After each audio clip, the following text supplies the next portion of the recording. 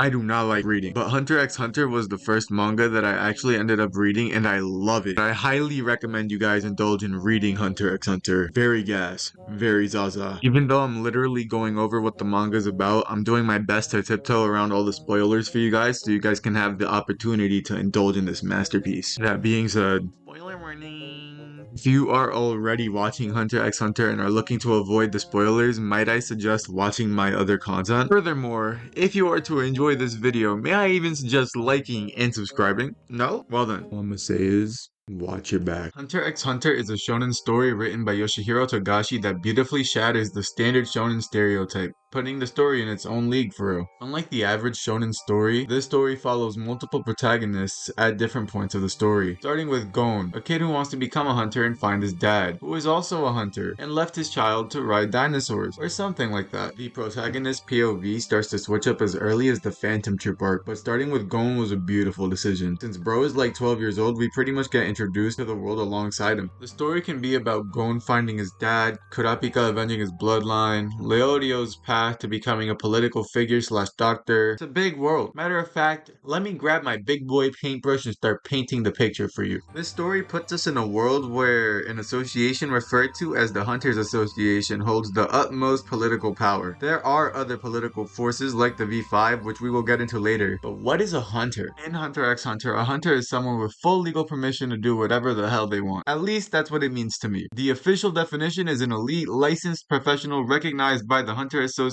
for exceptional skill, knowledge, and ability, blah blah blah. Their specialties can range from hunting rare creatures to pursuing criminals, discovering treasures, exploring uncharted lands, or researching unique phenomena. To be a hunter, you must carry with you a license. To get a hunter's license, you must pass the entirety of the hunter exam. To pass the hunter exams, it's damn near impossible to pass the hunter exam. The hunter exams usually start off with a preliminary journey that deters any wannabes, and then once you make it to the test site, they challenge your stamina and test your skills, ability to adapt, work in teams, all that fun stuff. Once you get past all these tests, you get followed up with a duel, which can somehow end with a winner still losing and a loser still winning. For example, Gon, the first main character, gets packed up and still gets a license. Killua, on the other hand, killed the guy that he got put up against and failed. The chairman and other examiners also take into account everything you did to pass the test before passing you, so it's not like you just win and get the license. They also like put morality and stuff like that into account or whatever. Here's a part of Hunter x Hunter that confused me for a bit though when I first watched it. When Gon got his hunter's license, afterwards they went on this little arc and Gon and Killua encountered this sensei guy named Wing who pretty much teaches them how to use men. I meant nen guys, I swear. After Gon learns the basics, Wing tells him that he passed the secret part of the hunter exam, which was super confusing because he already got his license. What do you mean I passed? I'm already licensed. The fuck? I guess that deserves to be testimony of how great of a hunter you are, like your potential or something. Regardless, let's talk about what this Nen stuff is. Very important stuff. Nen is the power system which Hunter x Hunter operates on, and it's literally just another word for life energy or aura. You can manipulate this life energy, aura, Nen, whatever you want to call it, to do a lot of things. But in order to learn how to use it, you have to master the 4 basic techniques of it. Ten, which is the technique they use to coat their aura around their body. Zetsu, which is suppressing your aura within your body. Ren, which is letting your sheet just run loose. And then lastly, Hatsu, which is actually releasing your Nen and doing stuff with it. What you can do with your Nen depends on your Nen type, personality, and imagination, but this is just releasing your Nen and using it offensively or defensively. The next level of Nen training consists of Gyo, which is focusing Nen on a specific body part to enhance said body part's feature. Freaky.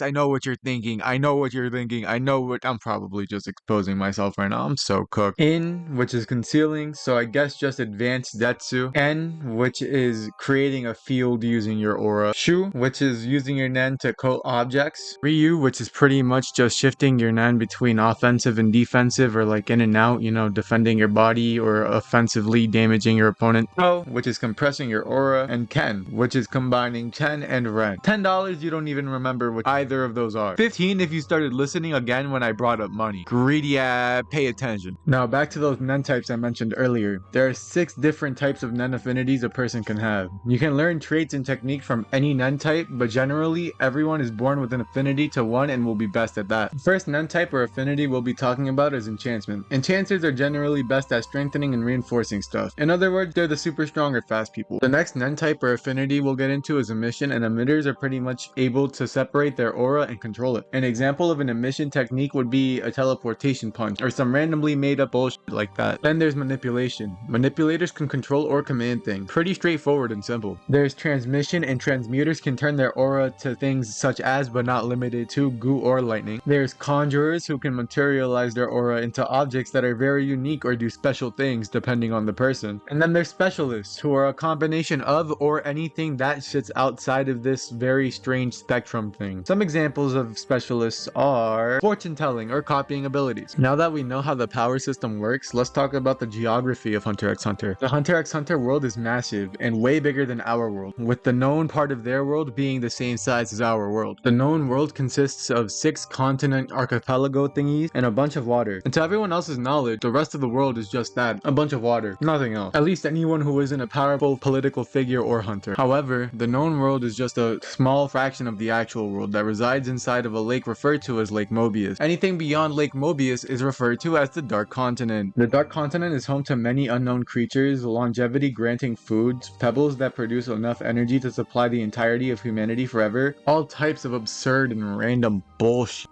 Yeah, very solution granting. You'd think that there'd be voyages to get this stuff all the time, right? Humanity should be eating exquisitely in this world with all of these absurd solution giving materials existing right across the lake, right? Couldn't be more wrong, bro. You couldn't be more According to lore, all life comes from the Dark Continent. Humans made or found their way to the safe place, which is the known world today. And over time, I guess the V5, or technically V6 in the manga now, forgot why they left and decided to start expeditions to the Dark Continent. Oh, and by the way, the V5 or V6 is like the United Nations of Hunter x Hunter. Pretty much these 5 nations set out on these expeditions that went so terribly, they came together and decided to globally ban any travel to the Dark Continent, as well as suppress any knowledge of it. They pretty much made it fake, non-existent. What are you talking about, bro? Out of all of the expeditions they set out on, only 0.04% of the hunters that set out survived, with only 5 voyages having anyone return from them. For you to even set out on these voyages, you first have to speak to these mystic being thingies that will help you get there. Otherwise, you just can't get there. One's a gatekeeper, and the gatekeeper summons the second mystic being, which is the guide that takes you there. How are you gonna get there without the guide, bro? Each time the guide was used to take someone back home, they were forced to bring back a calamity with them, some kind of threat to the entire existence of humanity. There are a total of 6 calamities, and for you to have a better painted picture of the Dark Continent, I'll explain each one to you. There's these chimera ants that eat things. What? No way! However, the queen ant rebirths hybrids of whatever the fuck she ate. So let's say she ate a human, a bat, and a elephant. Its offspring would be a mix of the 3. And there isn't just one colony of these ants. There's multiple all throughout the Dark Continent, and it's very common for these colonies to eat their prey into extinction. There's a gaseous life form that when inhaled corrupts the brain and amplifies greed or desire in general, because humans totally need more of that. Weaponized desire is insane, bro. It can also grant wishes at the cost of human lives. This calamity was discovered on an expedition to the Dark Continent, which was led to find a Trinity elixir that supposedly is the solution to a ton of liquids. I have no idea what that's supposed to mean, but word. Instead, they found these gas guys that granted them literally anything they wanted, which must have been pretty awesome until they realized the fact that all of them were dead except for like 3 of them. That must have not been very awesome. Brionne is a more infectious type of calamity. According to one of the most deadbeat fathers of all time and one of the few highly reliable Dark Continent sources, there's an original or main body that infects humans and essentially just makes their head a giant ball. We never get to see the original body or infection source, but I personally think it's a plant that attaches itself to where the head of a person goes after severing it. The expedition that first encountered Brionne was out for the Dark Continent to find this herb said to be able to cure 10,000 diseases. It goes to show the variety of stuff they have in the Dark Continent. They find this labyrinth where this herb is supposed to be growing, but instead of the herb, they found the Brionne thing with that big old head on his head. Most of those hunters on this expedition were murdered right then and there, and we even get to see some of the victims of this Brionne thing thingy. There's these two-headed snakes named Hellbell or Hellbells. Not much is confirmed about these guys, but Hellbells bite and infect their victims with intense homicidal urges. The expedition team that discovered this calamity wiped 99% of itself out, leaving the top 1% as the only survivors. Another team sent on these godforsaken expeditions encountered the calamity known as PAP. While all of these other calamities clearly sound scary and anyone with an IQ score of more than 23 points would identify the fact that they need to stay the fuck away from these things, PAP does the opposite of this by putting its prey in a euphoric bliss-like state. The PAP never leave the darkness that they hide in. They usually stay in the shadows lurking, but once they attach themselves to a prey, they immediately start drugging the prey with these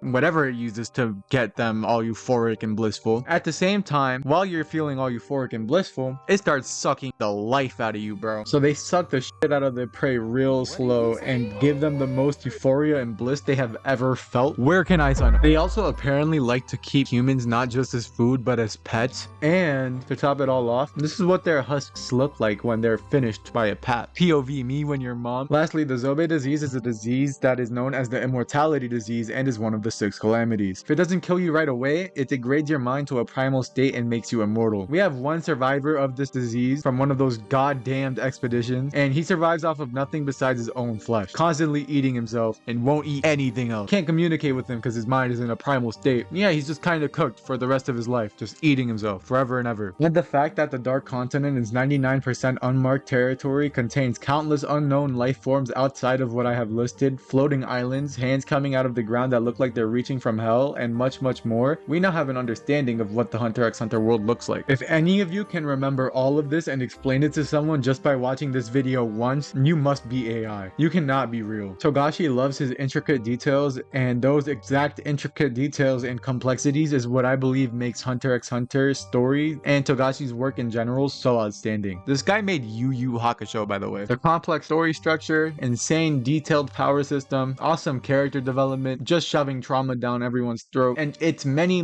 mysteries are all reasons I think you should read the story. You can watch it, but that got halted a while back. You can watch up to Gon or go beyond. I had a My Hero joke in the script. I didn't do it, but you guys already know what it was. That's how corny it was.